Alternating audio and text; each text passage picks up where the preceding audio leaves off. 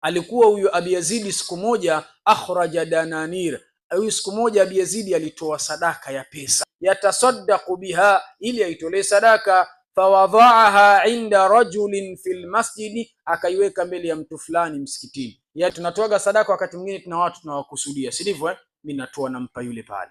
Basi ndivyo Abi Yazid aliweza kufanya hivyo. Fajiitu, mimi nikaenda, fa akhadtuha, nikaichukua, fa ataituhu biha, kisha nikamwendea huyo Abi Yazid. Baada ya Abi Yazid kuiweka ile sadaka yake kwa mtu wake aliyemkusudia, mimi nikaenda nikaichukua ile sadaka. Faqala, Abi Yazid akasemaje, wallahi, ninaapa kwa Mwenyezi Mungu, ma iyaka aradtu, sio wewe niliyokutaka mi sadaka, sijakupa wewe, nimempa yule.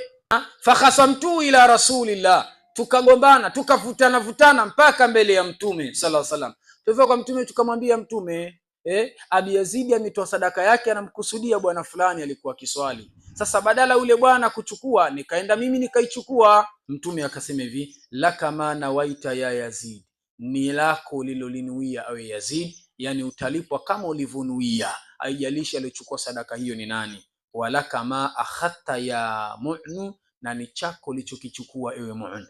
Yani wewe umetoa sadaka kwa dhamira ya kutoa nini? Dhamira ya kutoa nini? Sadaka. Ile sadaka ilivyotumika, hiyo sio kazi yako, haiharibu malipo yako kwa sababu ya matumizi. Labda kama ulimpa mlevi, ukiwa unajua kabisa huyu nimpa ni mlevi, atakwenda kunywa pombe, ama sivyo? Hapo ndo sasa na wewe utaandikiwa umesaidia huo ulevi. Lakini umetoa sadaka kwa nia njema na ya kheri, ikatumika, yale matumizi yoyote, hiyo sio lako tena. Laka maana waita, ni lako lilolinuia wewe. Wewe umekusudia natoa sadaka kwa ajili ya Allah, akaitumia shekhe kula, alichokula shekhe ni chake, ulichotoa wewe ni nia yako, yeye atahukumiwa kivyake. Kama kala kwa dhulma, hukumu ni ya nani? Ni kwake, sivyo?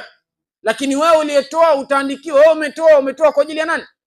Kwa ajili ya Allah. Changamoto tulikuwa na sisi Waislamu ni kuwa tunapanga kiwango cha sadaka na tunapanga matumizi ya sadaka. Ndio tatizo letu sisi.